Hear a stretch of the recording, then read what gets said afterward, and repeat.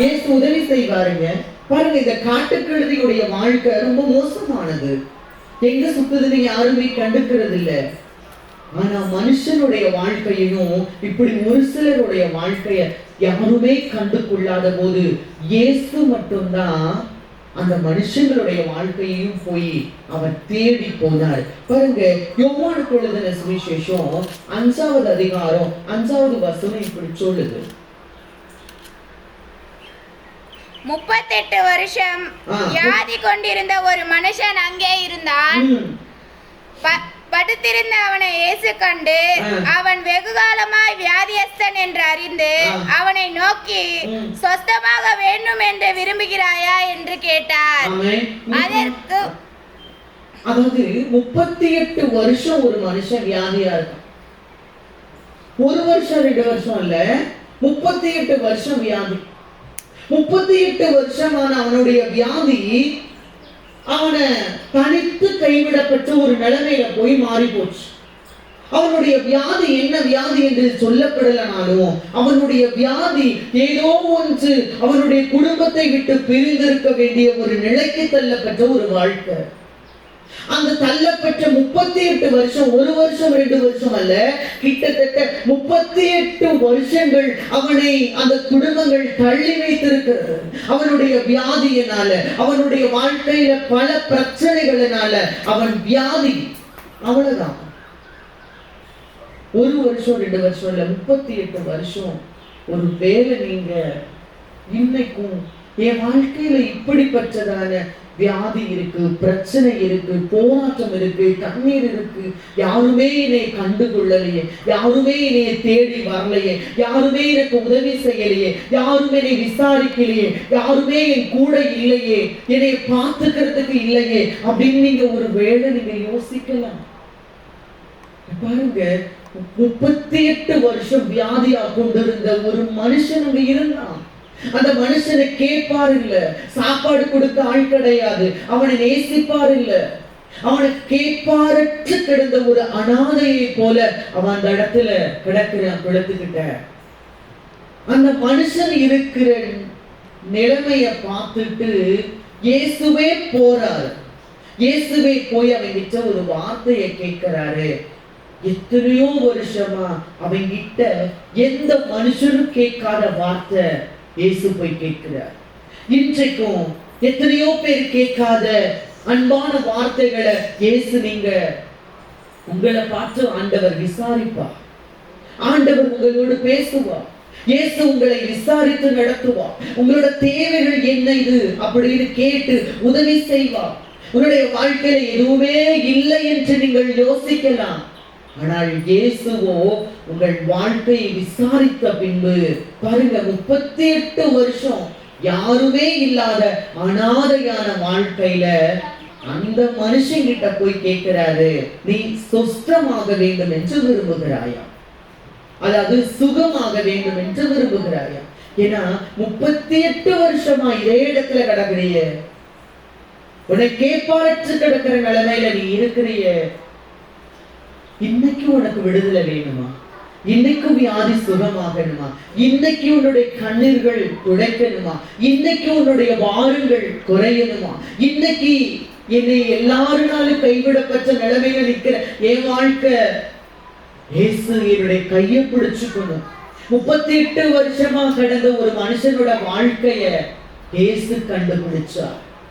பாருங்க, கழுதை கழுதைய கூட அவர் நேசித்த அன்பின் ஆண்டவர் 38 வருஷம் வியாதியா கொண்டிருந்த ஒரு மனுஷனை போய் நோக்கி பார்த்துட்டு, நீ சொஸ்தமாக வேண்டுமா அப்படின்னு அவர் கேட்கிறார். இன்றைக்கும் உங்கள் வாழ்க்கையில் இருக்கிற பாரங்களை கர்த்தர் எடுத்து போடுவார் என்று நம்புறேன். சொல்ல முடியாத பாரங்கள் உங்கள் இருதயத்தில் இருக்கலாம், சொல்ல முடியாத வேதனைகள் உங்கள் இருதயத்துல இருக்கலாம். என்னுடைய இருதயத்தில் இருக்கிற வலியும் வேதனையும் யாராவது கேட்டுட்டு அதற்கான ஒரு பதில சொன்னா நல்லா இருக்குமே ஒரு வேலை நீங்கள் சிந்திக்கலாம், நீங்கள் ஒரு வேலை யோசிக்கலாம். என்னுடைய பாரங்களை இயேசு கேட்டுட்டு நிச்சயமா எனக்கு விடுதலையை தந்தா. என் கடன் பாரங்களிலிருந்து ஒரு விடுதலை தந்தா, என்னுடைய பிரச்சனைகளிலிருந்து விடுதலை தந்தா, என்னுடைய குடும்ப சூழ்நிலைகளிலிருந்து ஒரு விடுதலையை தந்தா, என்னுடைய கண்ணீர்களில் இருந்து விடுதலையை தந்தா நல்லா இருக்குமே. நீங்க சிந்திச்சீங்கன்னா, யோசிப்பீங்கன்னா, நிச்சயமா உங்க வாழ்க்கையில் இருக்கக்கூடிய எல்லா கஷ்டங்களையும் பாரங்களையும் மற்றவர்களுக்கு தெரியாது. ஒரே வீட்டுல வாழ்றவர்களுக்கு புரியாது. ஒரே கூட பயணம் செய்யக்கூடியதான கணவர்களுக்கோ பிள்ளைகளுக்கோ பெற்ற பிள்ளைகளுக்கோ யாருக்குமே தெரியாது. இந்த 38 வருஷம் வியாதியாக இருந்த மனுஷனுடைய தன்மை, வலி, வேதனை, கஷ்டம், துக்கம் யாருக்குமே தெரியல. ஒரு மனுஷனுக்கு தெரிந்திருந்தது.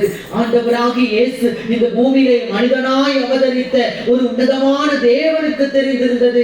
அந்த தேவன் அந்த மனுஷனிடத்துல போய் கேட்கிறார், நீ சுஸ்தமாக வேண்டுமா?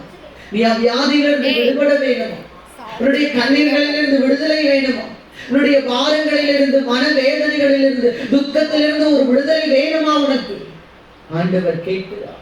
உடனே அந்த மனுஷன் சொல்றான், பல காரணங்களை சொல்றான். இன்னைக்கும் நாம் அப்படிதாங்க பல காரணங்களை சொல்றோம். இல்ல ஆண்டவரே, கொஞ்ச நாள் போகுச்சு, கொஞ்ச நாள் சரியாய், பல பிரச்சனைகள் அவர் நம்ம கிட்ட ஒரு விடுதலையை பத்தி பேசுனா, ஒரு விஷயத்தை அவர் நம்மளுக்கு செய்வாருன்னு உறுதியா நம்ம நம்பணும். அவர் கட்டாயம் உதவி செய்கிற தேவன் தான்.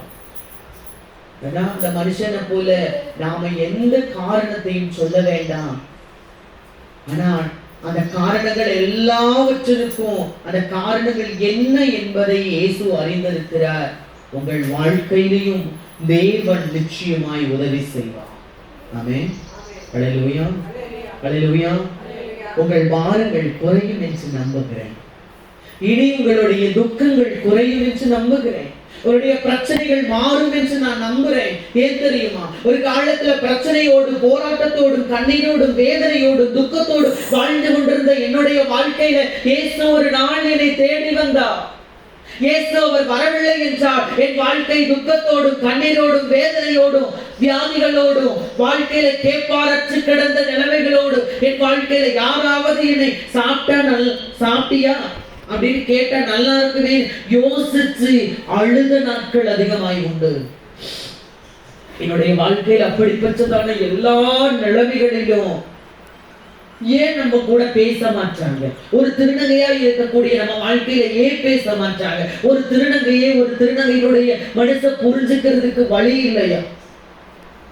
எல்லாருனாலையும் புறக்கணிக்கப்பட்ட ஒரு மகளாய் ஒரு வாழ்க்கையை வாழ்ந்து கொண்டிருந்த என் வாழ்க்கையில இயேசு புரிந்திருந்தார். என்னுடைய துக்கங்களை எல்லாம் அவர் புரிந்திருந்தார், அவர் அறிந்திருந்தார். என்னுடைய மனவேதனைகளை அறிந்திருந்தார். நான் யாரும் இல்லாத அனாதையாக நிற்பதை இயேசு கண்டார். கேட்பாரற்ற நிலைமையில நின்று கொண்டிருந்த என் வாழ்க்கையை அவ்வளவுதான் முடிஞ்சது என் வாழ்க்கை. யாருமே இல்லாம அனாதையா நிற்கிறோமே, இந்த உலகம் தேவையா? யாருமே இல்லாத இந்த உலகத்துல வாழலாமா அப்படின்னு யோசிக்கிற நாட்கள்ல என்னுடைய ஆண்டவர் என்னை தேடி வந்தார். பரலோகத்தை விட்டு என்னுடைய நிலைக்கு இறங்கி வந்து என்னிடத்துல அவர் பேச ஆரம்பித்தார். என் வாழ்க்கையை கைப்பிடிக்க ஆரம்பித்தார். என் இருதயத்தில் இருக்கிற ஏக்கங்களை எல்லாம் அவர் என்னுடைய வாழ்க்கையில் இருக்கிற ஏக்கங்கள் எல்லாம் நான் அவரிடத்துல சொல்ல ஆரம்பிச்சேன். அவர் என் வாழ்க்கையை இன்னைக்கும் அழகான வழிகளில் நடத்துகிறார்.